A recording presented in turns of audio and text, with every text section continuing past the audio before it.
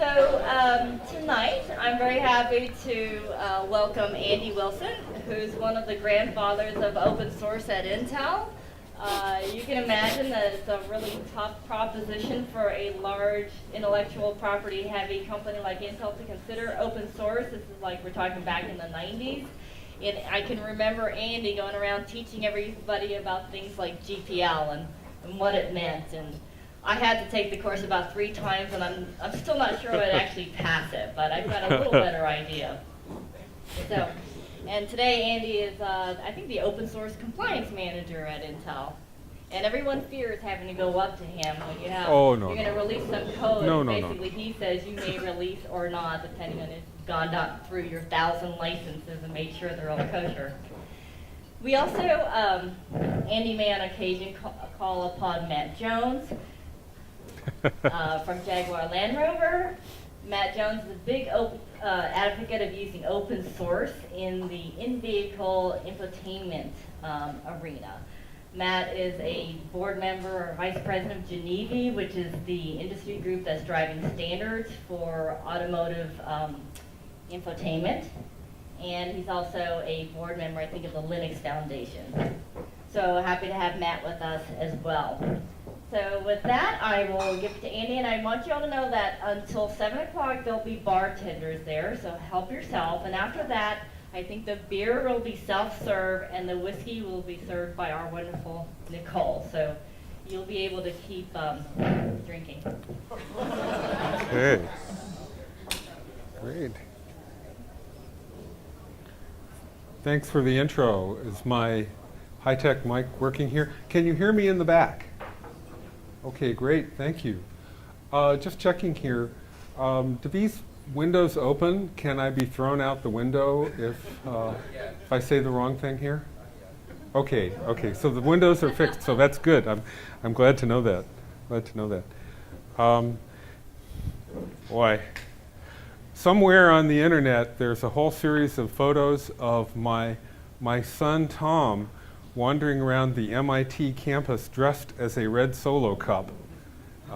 He probably will never be able to eradicate those. It's a long story. It's a long story, as are most things involving MIT hacks. Well, let's get going here. Thank you very much for the invitation. I really appreciate this. This is great. I didn't expect anything like this kind of turnout on a Monday after a holiday weekend when it's sunny outside in Portland. So thanks for coming. I appreciate it.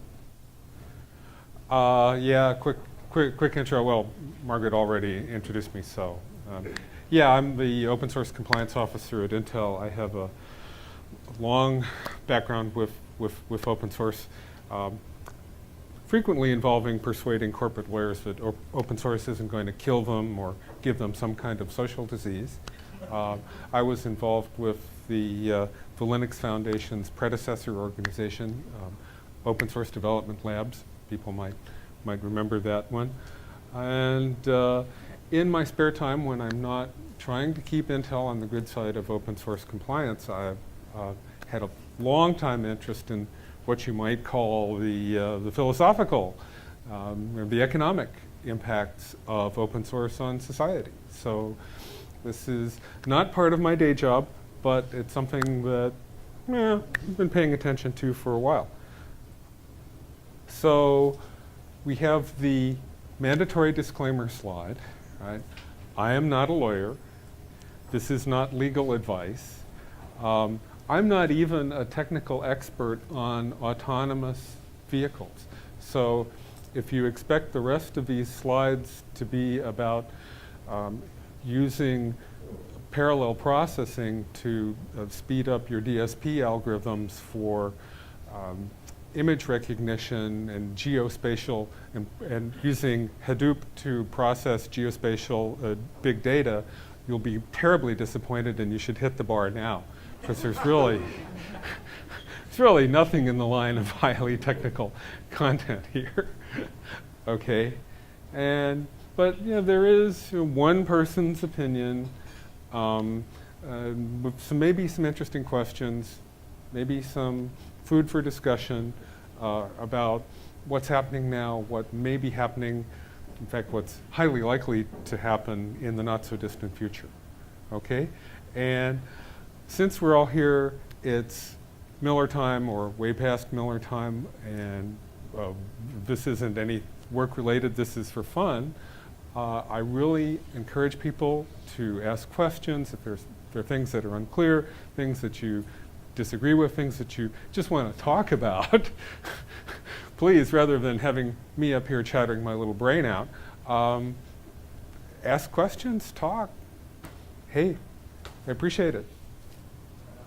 Okay? Okay? So, onward.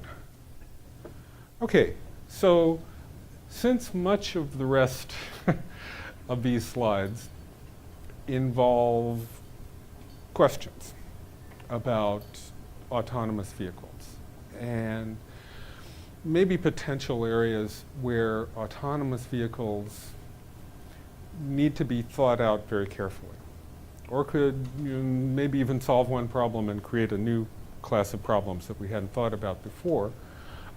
Let me start out by saying that there are things that make autonomous vehicles very, very interesting. Number one, obviously, safety.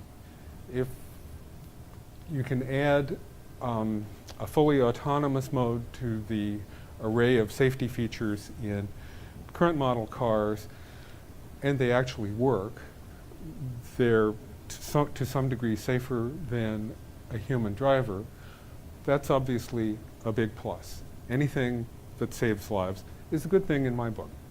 Okay? So I don't think that's subject to dispute. If an autonomous vehicle can drive with better fuel economy because it can choose a better route, it is not going to try to show off, to impress its friends. There are all kinds of things that robots are immune to that human drivers are prone to, and you can get squeeze more out of a gallon of fossil fuel. That's a good thing. Okay. One of the potential things that you see talked about for autonomous vehicles is, well, the rule that you learned in driver ed that said you should leave one car length for every 10 miles an hour you're going, or some rule to that effect. That's a really good rule when you don't trust the driver in front of you, as you never ever should, right? When it's a human driver on the highways. But when it isn't a human driver, and the autonomous vehicles have a vehicle-to-vehicle networking mechanism, and they can set up an ad hoc network on the fly and form a caravan, well, in theory, those autonomous vehicles can run nose to tail at whatever speed seems safe at the time, and actually get you there faster. Now I see Matt making a face at the idea of caravanning and road trains. So Matt, please. Good. Caravanning is a great idea, but in braking there's definitely two components. There's the fuel reaction time, and there's how long it actually takes my bits of metal to generate heat to stop me. Does that make sense? And the computer really reduces that reaction time. But if a boulder comes off the canyon and lands in front of the autonomous car in front, it's got to stop, and you've got to stop, otherwise you end up with a similar pileup. So we're ending up with, in Europe especially, some of you seen the Volvo car trains that are nose to tail? Have you seen the ones that they don't want to show you, where it doesn't, not good. Boulders, not autonomous. When we have autonomous boulders, we'll be okay. Yeah, disclaimer, Matt works for Jaguar, not Volvo. Yeah, I don't work for Volvo. But Anymore. But yeah, yes, but no. Thank you. That's really important. Yeah, obviously, well, the U.S. car racing analogy would be NASCAR, right? Where the drivers know that if you form a drafting train of 2, 3, 4 cars that are running bumper to bumper, those 2, 3, 4 cars will run faster than a single car around the track because their collective air resistance will be less. So those cars will be going faster and they will be using less fuel. And the only problem there is that you have to trust the driver at the front of the caravan not to do anything stupid. Otherwise, you have a big crash at 180 miles an hour. Okay? So there are some potential good results of caravanning. It's going to be difficult to implement in a safe way in the real world off a superspeedway. But theoretically, it could do good things. This point about the aging population, something that I'm a little close to myself, but it's a big problem. The US, Japan, the rest of the developed world has an aging population.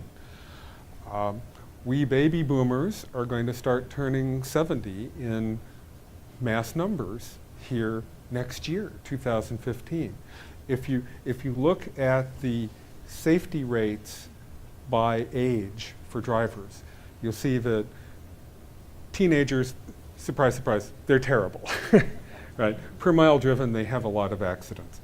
The longer you spend, the more seat time you have, the better driver you get. Also, not much of a surprise. By the time you hit your 50s or 60s, you're pretty darn safe in terms of accidents per mile driven. Well, it starts to creep up in your 70s, and then it really goes almost asymptotic when you hit your 80s and 90s.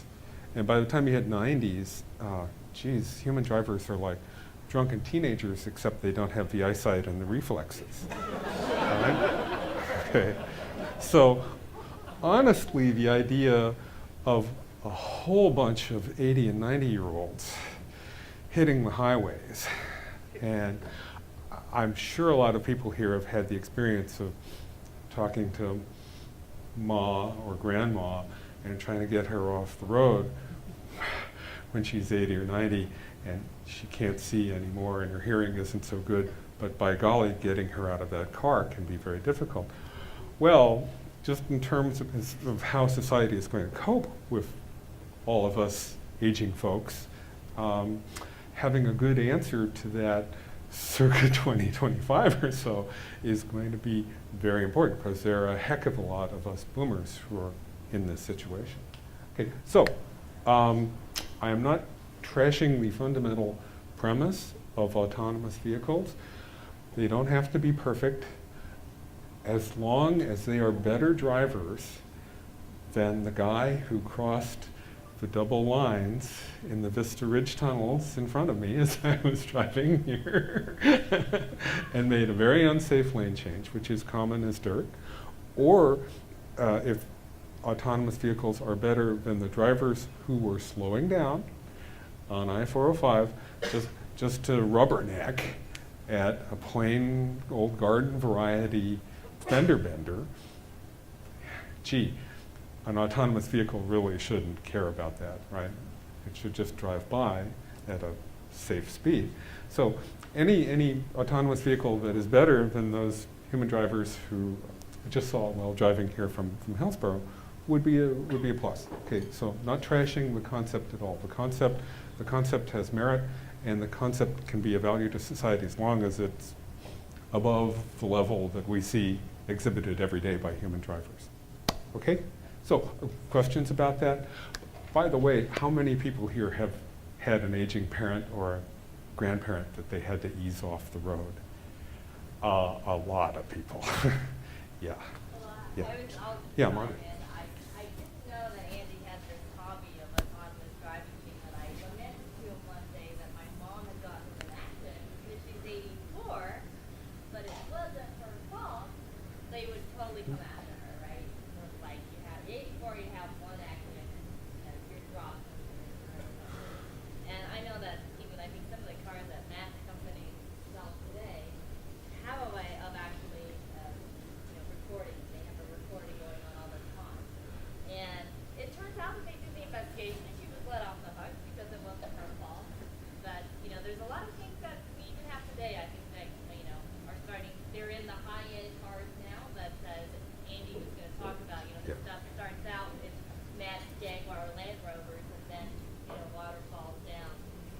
Yep, yep, yep. Yeah, great. That's a great list of advantages, but one other one is you could be reading your Twitter feed or programming or doing something else. And there's a big productivity impact that comes out of that because you got an extra hour a day where you can do something. Well, if reading the observation is you could read your Twitter feed too, or maybe your Gmail in an autonomous vehicle, and some people would consider that a productivity enhancer. Yeah, definitely. Okay, so so this is an open source group, right? And this is talked about open source and autonomous cars, so maybe I should talk some about open source. Again, Matt can correct me if I'm wrong, but circa 2020 or thereabouts, we should see the partially, in some circumstances, self-driving cars of today become fully autonomous vehicles, or have a mode where they can be switched into drive me to the big pink building by yourself. Those vehicles will be produced by car companies, Matt's accepted, that probably have no corporate culture of openness, and the software may very well have been developed in a totally closed, proprietary, secretive way. But yet, paradoxically, no doubt will include a large number of open source projects. That's how you build any kind of embedded device today.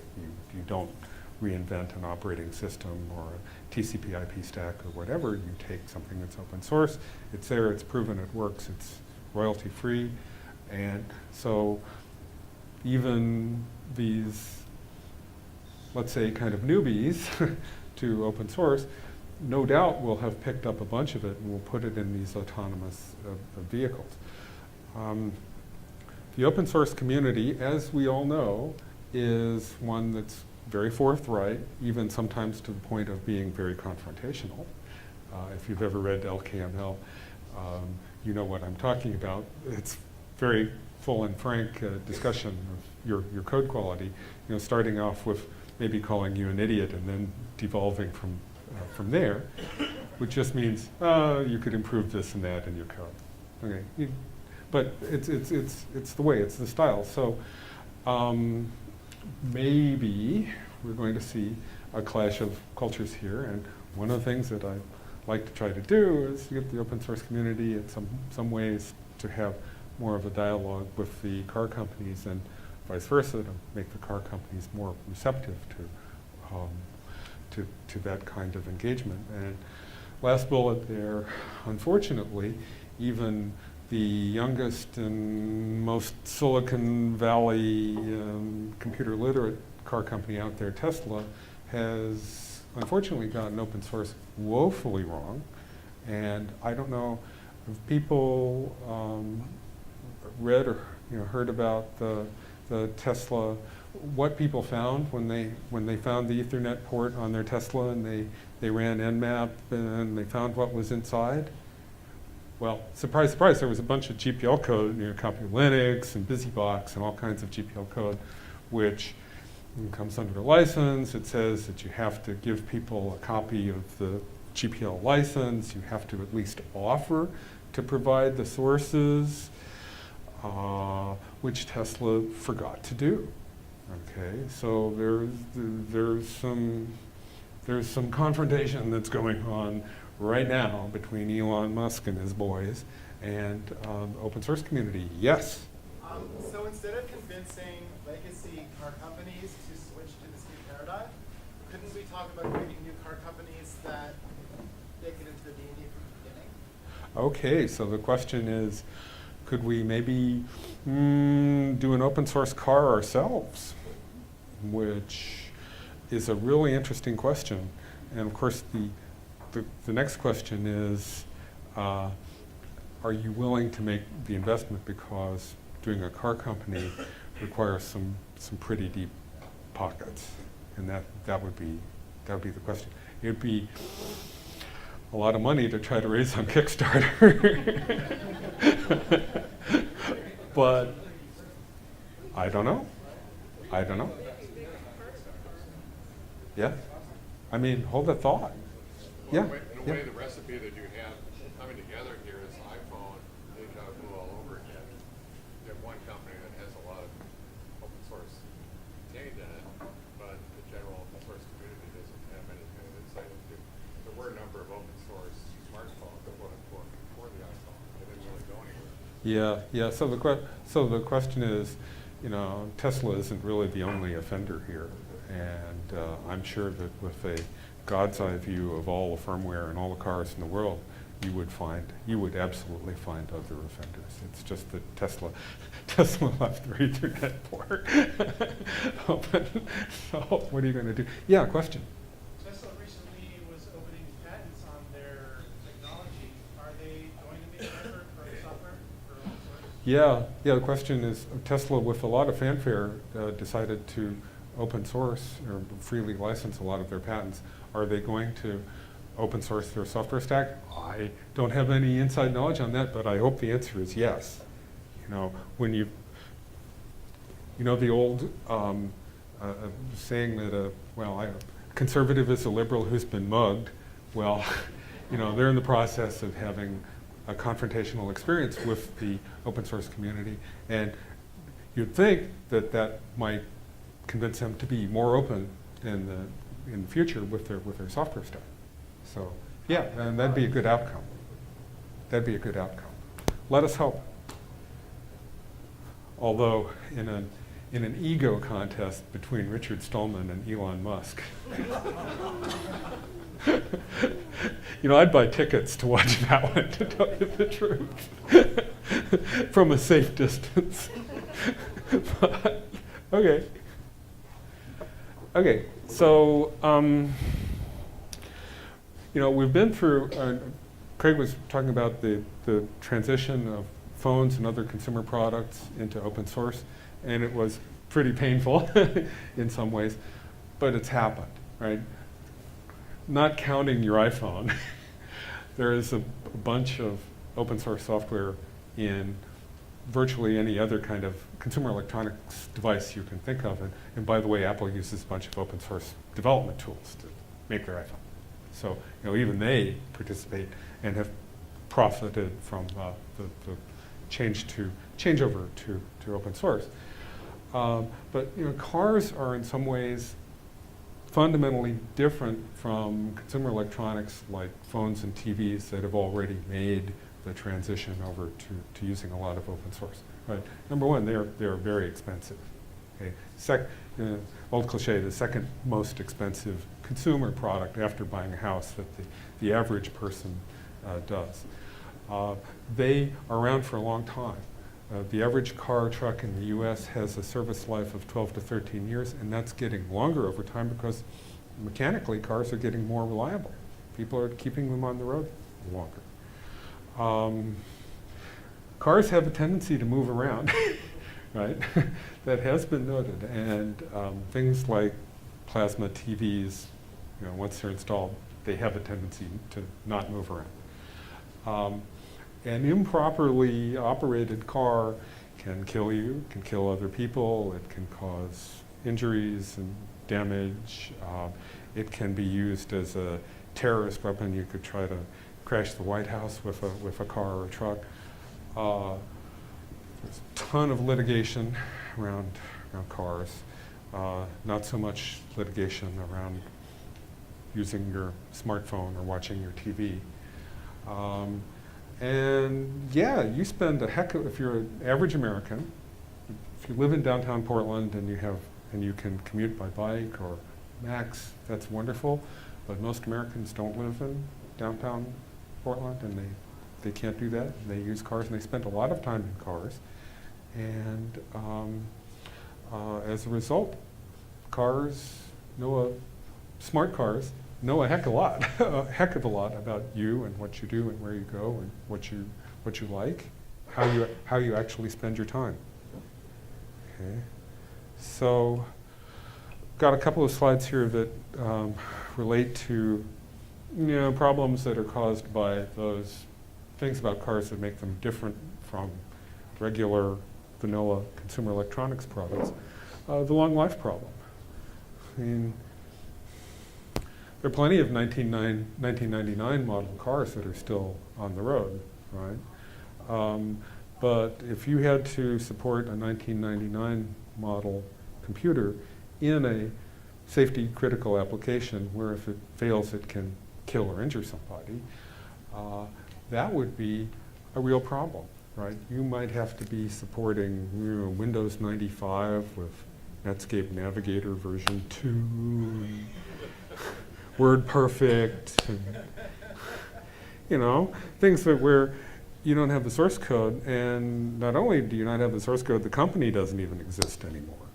Okay, so whatever kind of core software that you use for your autonomous vehicle is absolutely going to have some form of long-term maintenance, some form, or the system, broadly speaking, is going to have to be robust enough to deal with potentially millions of cars with unpatched software, with known exploits, known flaws that are out there sharing the road with you and me, right?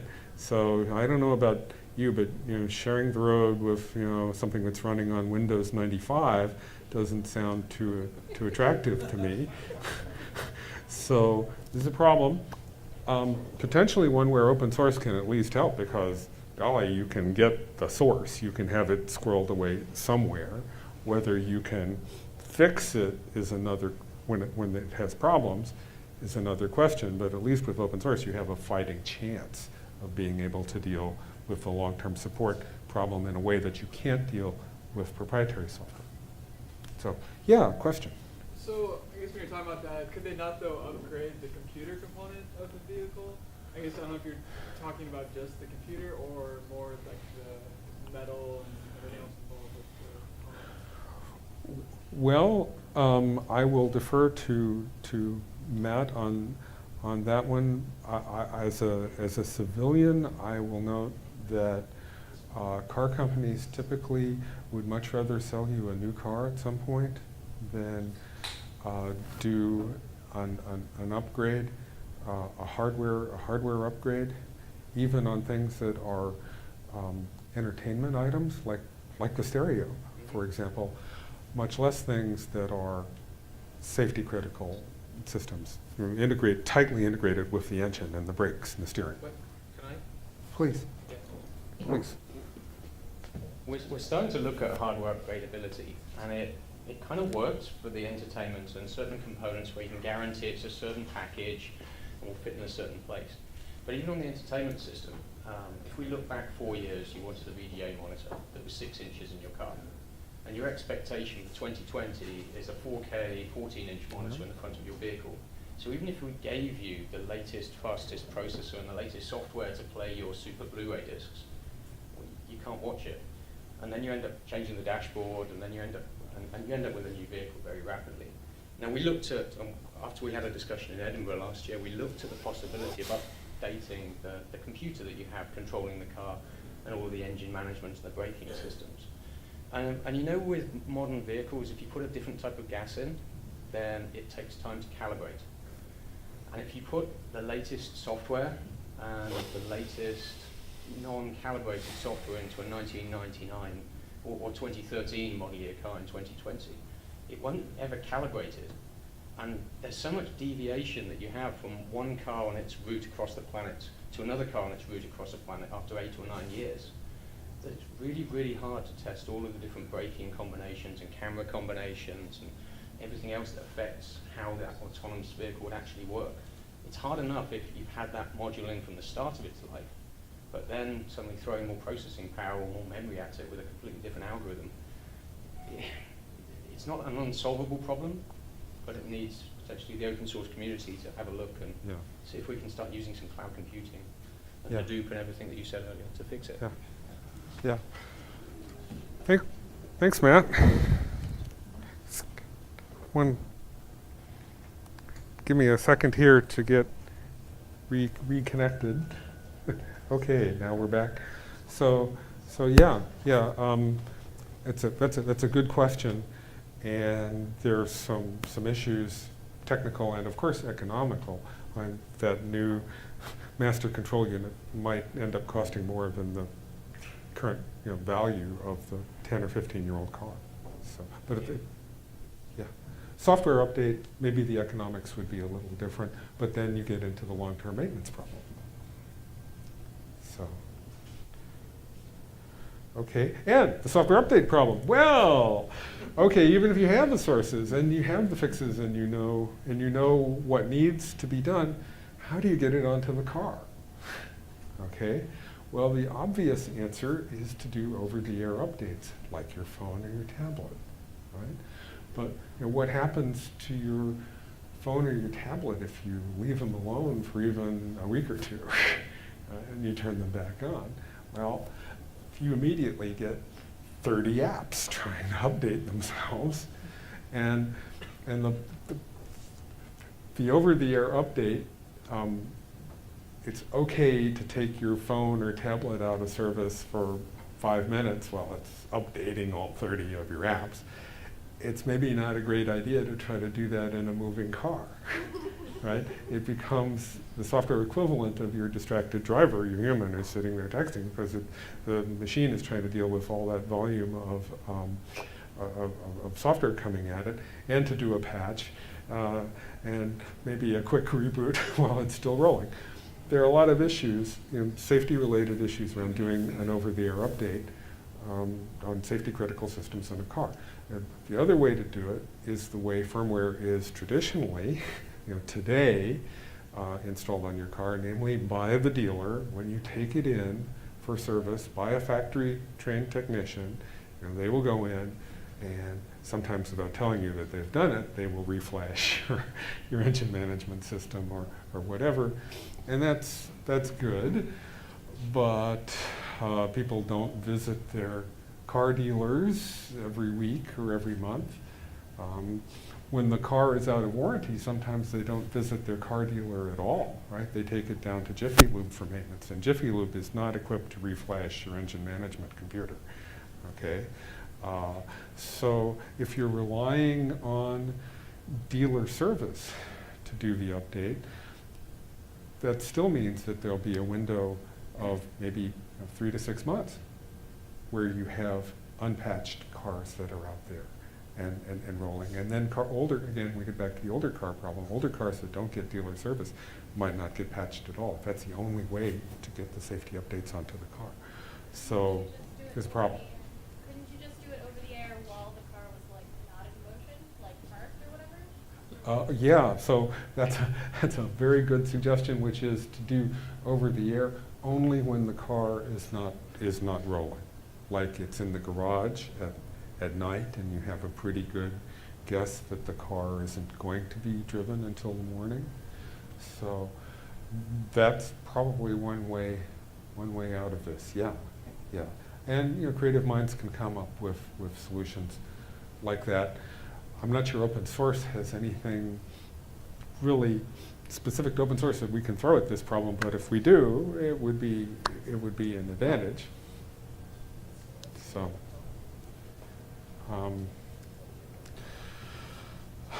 lawyers.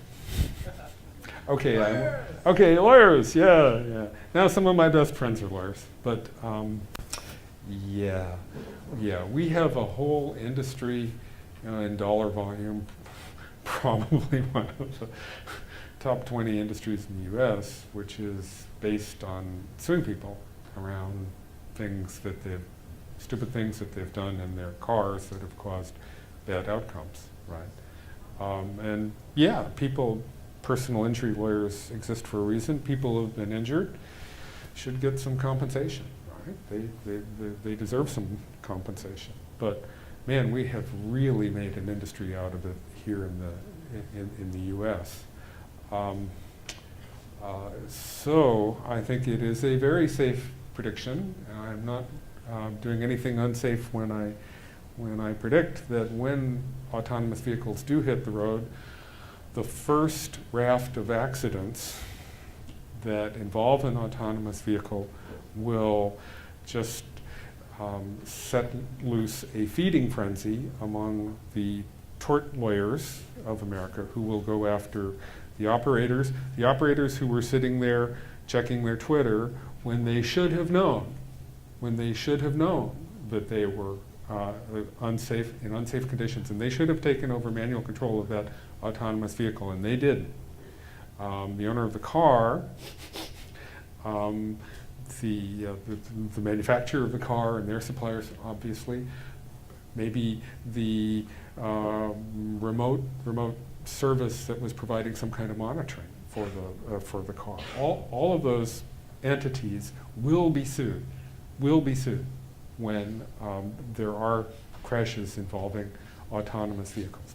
So we'll see how this all plays out in the courts. We will also see whether, when there's some real world data about this, whether insurance companies think autonomous vehicles are more risky or less risky, just in terms of, in financial terms, than human guided vehicles. If insurance companies believe that they are more risky, then that's going to be a problem. That's going to be a barrier to adoption, because in that case, people would have a financial disincentive to get an autonomous vehicle.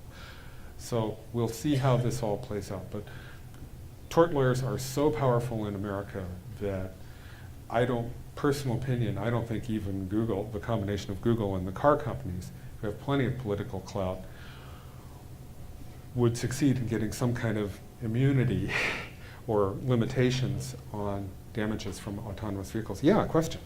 How much of this is going to be a market-driven policy versus state-driven policy in terms of like where lawsuits can occur and like where the liability is assessed? Oh, the question is how is this going to go state by state? Well, state versus market. I mean, who's going to be the determining actor? If the state determined that HTTP would become the prevailing standard, right? And it did. So could they take a similar position with autonomous cars and create like illegal? Sorry, I'm a little slow on the uptake, but I got the question here. The question is, can the government solve this, presumably the federal government solve this by mandating autonomous vehicles? The answer, my non-lawyer guess, would be that yes, they can. They could start writing regulations that say, well, as very shortly, rear view cameras will be mandated for cars in the U.S. Right? The federal government may very well fall in love with the idea of autonomous vehicles and say that new vehicles must be equipped with that. So that could very well happen. Got a few more slides about why maybe that might not be a great idea, but it's a good question. It's a good question. So we'll see how this all plays out. Maybe Google and the car companies have more political clout than I think, and they can get what, for example, doctors have never been able to get in the U.S., which is some kind of cap on personal injury settlements. But we'll see. We'll see. There is definitely the who owns the data problem. Okay? As I was saying, the car knows a lot of things about you. A lot of things about you. Start with the obvious. It knows where you are. It knows where you've been. It can figure out how many passengers you have in the car. With Bluetooth, it can get the contents of your phone book. It knows who you like to talk to on the phone. You know, the list goes on and on. And you start with that data, and then you mine it, and you can figure out a lot of things once you've mined the data, like where you like to shop, or what you do for entertainment, what other personal preferences can be deduced from that pretty easily. Okay, so your smart car is generating a ton of data. So who owns it and who controls access to that data? Well, that's a very interesting question. It's a very interesting question, and as usual, technology is way out ahead of the law on that one. And pure speculation, because they don't really say why Google is so involved with autonomous vehicles, other than Larry and Sergey think it's really cool. And that is about all you need to get Google to spend a couple of $2 billion on your idea if you convince Larry and Sergey that it's really cool. But one of the other things they might be thinking about there is that an autonomous vehicle frees up your time to check your Gmail, and therefore they can put ads into the feed. And by the way, they know exactly where you are, where you're going, and who else is in the car with you. So those ads can be really, really targeted and really topical. That could be one of the reasons they're interested in this as well. Okay, well, this is already a problem, and there was a big kerfuffle. I don't know if people saw this one or not, when big VP at Ford said, well, gee, we already know everything about you, and we know if you're speeding and breaking the law. And boy, he had to back off from that one really fast. There was a big storm of a reaction to that one. And this is an unsolved problem, which only gets worse over time with the autonomous vehicle. And we have to figure out some answers here. And it just, sorry Matt, it can't be that the car company owns the data and that you don't have any privacy rights about the data. That just can't be a good answer. Got to have a better answer than that. Okay, so the next slide is a little PG. Okay. This is actually from Delia Ephron's column in the Sunday Times yesterday. So I just threw this in for fun. And this is the lead paragraph from the column, right? And yeah.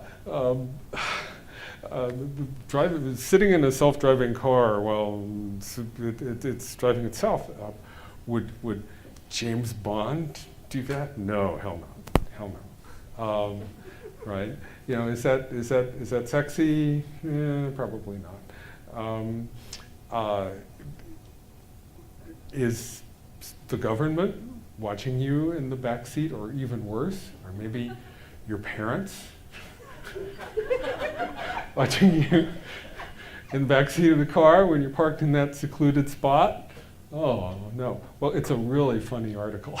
So if you didn't see it in the paper yesterday, I'd encourage you to look it up. And yes, that's a graphic. That's a graphic from the article. But let's not get negative about autonomous vehicles. Okay, so from the lighthearted back to the realistic. You know who that guy is? That's Edward Snowden. Yeah.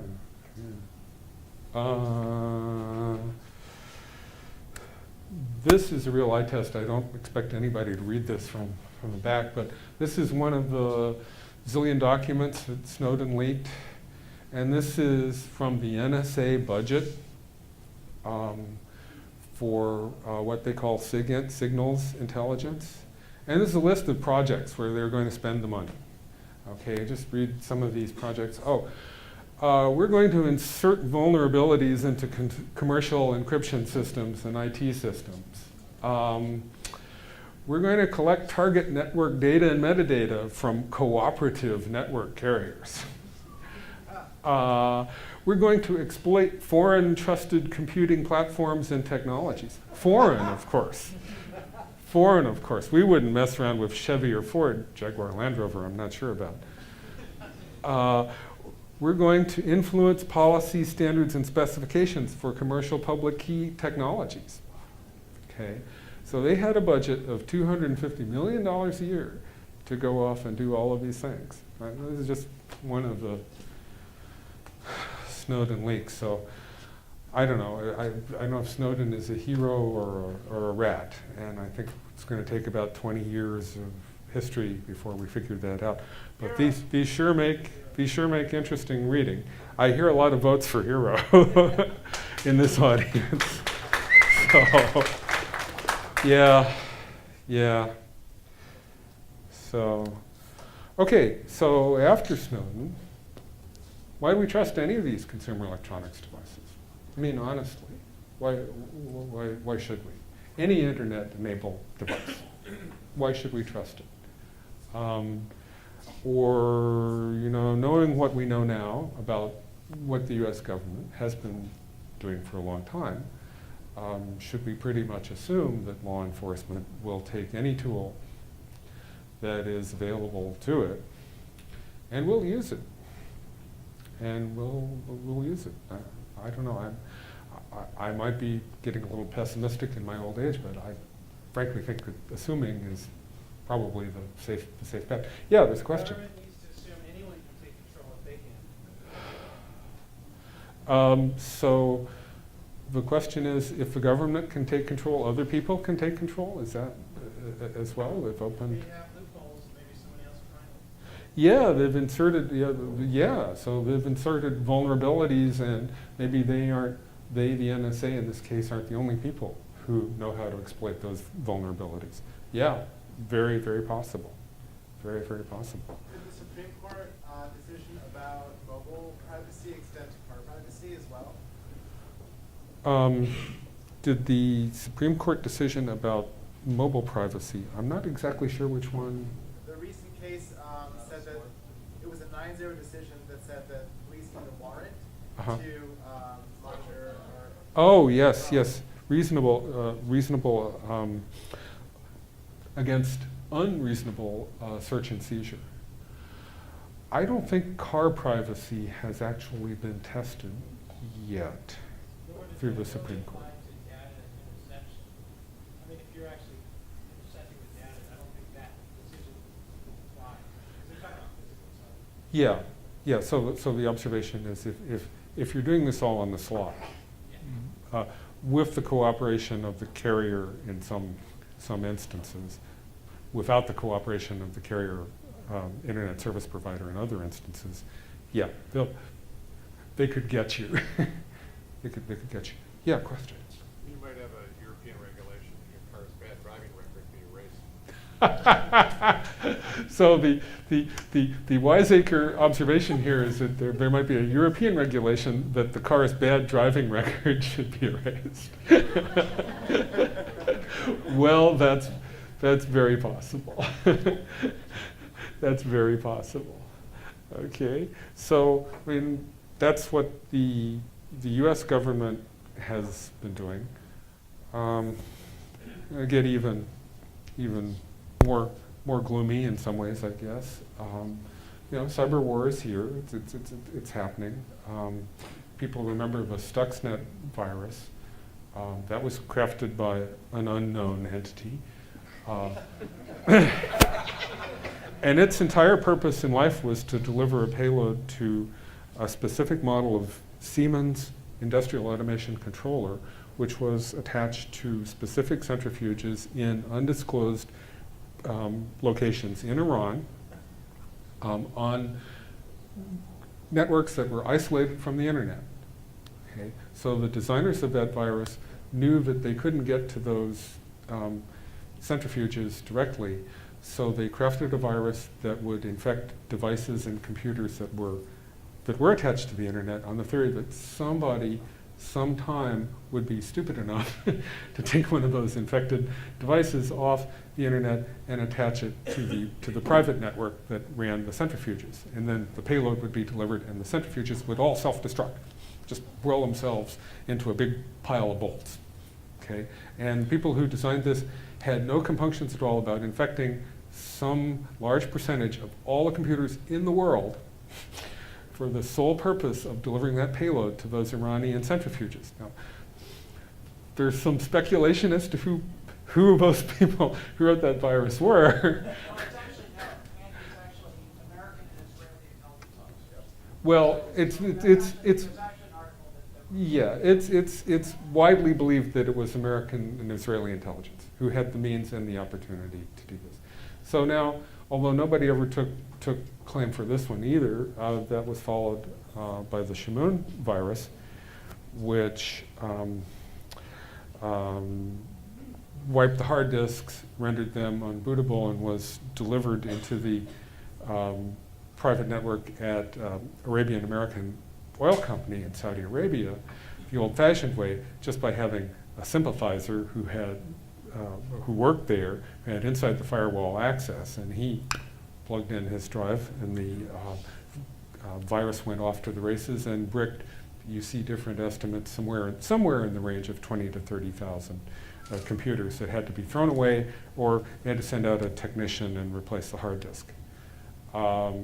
And wiped the hard disk, and it displayed a picture of a burning American flag. Okay, so nobody's ever taken credit for that one either, but you can kind of guess who hates Sunni Arabs in America enough to do stuff like that. Okay, and of course, for reasons they won't disclose, the U.S. government is adamantly against introducing Chinese telecom equipment into the U.S. Communications networks. Now, either the U.S. government is suffering from an advanced case of xenophobia, or they have some evidence that the Chinese government has inserted backdoors into this telecom equipment. Okay. So, I know it's a rhetorical question, but will governments, terrorist groups, whoever, be interested in targeting autonomous vehicles? And obviously, I think the answer is yes. They will. So the security here for autonomous vehicles is likely to have to be good enough to try to at least slow down an attack from an advanced persistent threat, as they say in the biz, which is armed with sophisticated cyber criminal tools. Has to be resilient to, should be resilient to more than teenage hackers trying to go for a joyride in your car. Okay. Question? Okay, so we've got a couple of nightmare scenarios here just for fun. Okay, the car figures out who's driving, right? Maybe your driver's license has an RFID, or maybe just recognizes your face. You have some outstanding arrest warrants, or you haven't paid your alimony for the last 6 months, or whatever. For whatever reason, law enforcement is interested in you. Okay, at that point, the car locks the door and drives you down to police headquarters. Fun, huh? Possible? Yes, possible. Yeah? Okay. A few civil liberties issues here on that, just a few, but possible. Okay. How about a car that knows where there's going to be a demonstration of some kind, and for whatever reason the authorities don't want people to go to the demonstration. And the car be programmed to not take you there. That won't work in Portland. There are too many bicycles.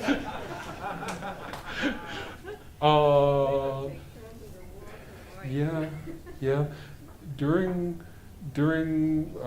the Occupy demonstrations, as I recall, they couldn't reprogram cars, but the BART didn't stop at areas where there were Occupy demonstrations going. Yeah, really.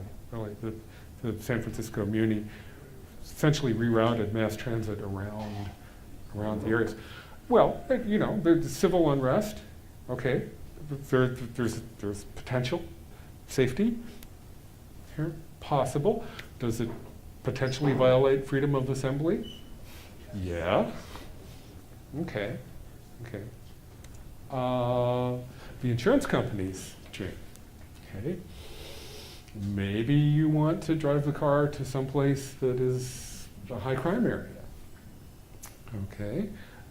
Maybe your insurance company doesn't want to pay for that. So perhaps they start charging you by the hour based on your location, and they jack up your rates if you want to go to one of the bad parts of town after midnight.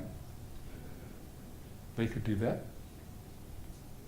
They could do that, or it could just refuse to drive you into the high crime area at all. Yeah, question.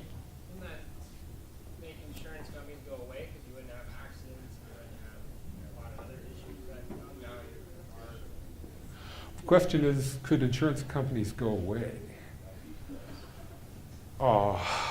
I suppose that's possible. I sure wouldn't want to drive an uninsured car until lawyers went away myself.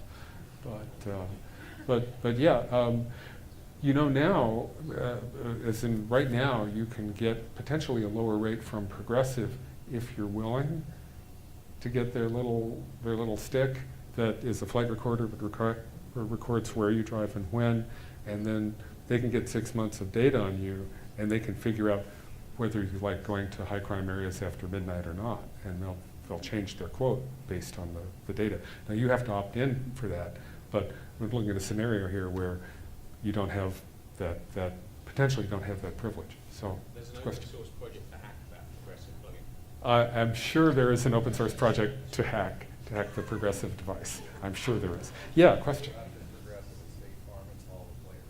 State Farm has that too? Yeah. Yeah. Yeah, they love this idea. The insurance companies love it. Love it, love it, love it. Okay. Okay, one last one. Okay, yeah, back to Mr. Snowden and what he's taught us. You know, all intelligence from any nation, would they like to be able to get into cars? Sure. Collect your data, make the car undrivable if they didn't like you, or maybe even destroy the car, set itself on fire. You know, people who wrote that Stuxnet virus, if they had a button that they could push that could incapacitate all of the cars in Iran, the way they incapacitated all of the nuclear centrifuges, yeah, and you know, the Iranians feel the same way about other people. With a gasoline car, you just rev the engine out to 8,000 RPM and it would self-destruct. And with a hybrid or an electric vehicle, you just tweak the power management software a bit, and the battery will catch on fire. Lithium-ion battery on fire is a very nifty little weapon if you can range it. If you like that kind of thing. So yeah.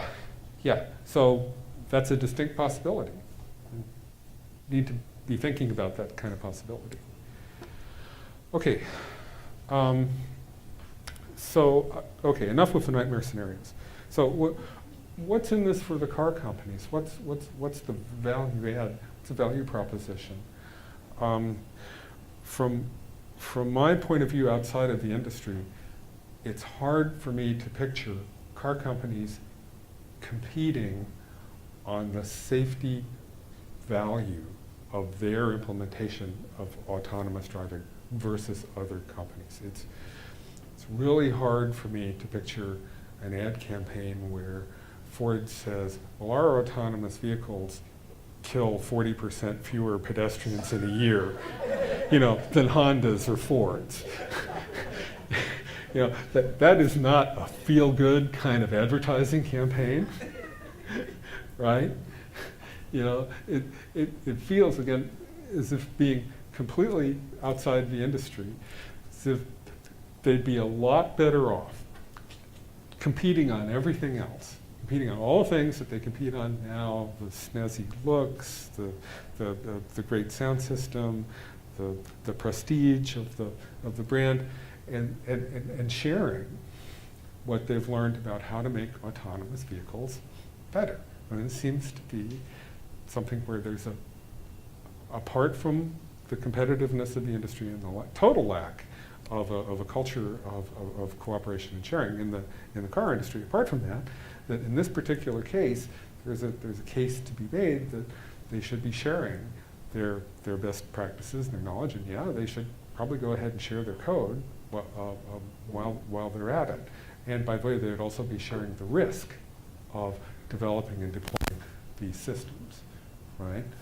So, I don't think, in personal opinion, I don't see a competitive advantage that car companies could really exploit in terms of saying, well, we're safer and we kill fewer people than other cars. And I see a lot of advantages if they can share this kind of technology. Okay. So, and this is actually, oh, my last slide, hey, hey, it's almost done. So just throwing these out as ideas. Yeah, if we had an international standard that was really open, wasn't locked up for the benefit of patent holders somewhere, but was really an open standard, with an open source reference implementation that people have poked at and examined and found the bugs and know is pretty good quality, that would seem like a good thing. If we had Linux Foundation or some other vendor neutral body who could foster that kind of project, that would seem like a big plus. And there's safety in numbers for everybody, right? There's safety in numbers for the car companies, for software developers, and actually for those of us who own cars and drive on the roads and walk on the sidewalks, right? Anything that makes this safer seems like a good idea. So when people give me an opportunity to stand on any kind of soapbox, this is I'll take this opportunity to maybe share that as some idea on how this transition, which is going to happen, I'm sure it's going to happen, to autonomous vehicles could be made better and safer by, using open source. Use the community, yeah. So, as open source developers and people who are active in the community, this is a message that maybe if we think it's a good idea, we can take it and promulgate it. Who knows? It could work. The community can be very powerful. Last, nutsy boltsy thing. If this does happen, open source gets very much involved with autonomous vehicles. As we saw, the long-term support problem comes into play. We already have this idea of long-term supported kernels, right? And that's something that could be picked up and propagated out to the other open source projects that you can expect will be widely deployed in autonomous vehicles. So that's something where a little bit of best known methods that we've found from kernel could be transferred to other projects as well. So with that, I will say that we're just at the tail end of the presentation. So thank you.